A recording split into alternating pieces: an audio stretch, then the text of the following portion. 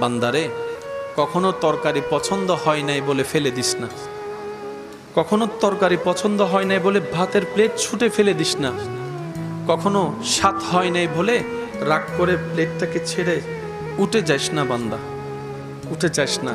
কারণ তুই দেখছিস সেটা ভাত, কিন্তু একটু অন্তরের চোখ দিয়ে দেখ, প্রত্যেকটা ভাতেই তো আমি আল্লাহর রহমত জড়িত। সুবহানাল্লাহ।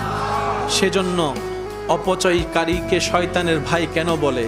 আল্লাহ আপনাকে দয়া করে রহমত করে আমাকে আপনাকে এক প্লেট ভাত দিয়েছেন, আপনি আমি অর্ধেক খেয়ে যখন আর অর্ধেকটা এঁটু করে উঠে যায়, রব বলে যে তুই ভাতকে অবহেলা করস নাই, আমার রহমতকে অবমূল্যায়ন করেছিস, আমার রহমতকে অবমূল্যায়ন করেছিস, আমার দানকে অবমূল্যায়ন করেছিস।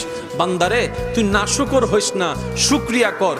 একটু পেলেও তুই অন্তর থেকে আমার দরবারে শুকরিয়া কর। বান্দারে, আমি বেশি কিছু চাই না তোদের কাছে। খাবার শুরুতে একটু আমাকে স্মরণ করবি, খাবার শেষ করে একবার আমাকে স্মরণ করবি, ঘুমানোর আগে একবার আমাকে স্মরণ কর, ঘুম থেকে উঠে একবার আমাকে স্মরণ কর। বান্দারে, তুই শুধু তোর জীবনের ব্যস্ততার ভিতরে আমি রবকে স্মরণ করার জন্য বাহানা খুঁজতে থাক, কৌশল করতে থাক, যেমনি পারস আমি রবকে একটু স্মরণ কর। বান্দারে, তুই কোন রকম ব্যস্ত জীবনে আমাকে স্মরণ করতে করতে একবার তুই কবরে আয়। তুই বান্দা দুনিয়াতে আমাকে স্মরণ রাখবি, আমি রহমান তোকে কবরে হাসরে স্মরণ রাখবো। সুবহান।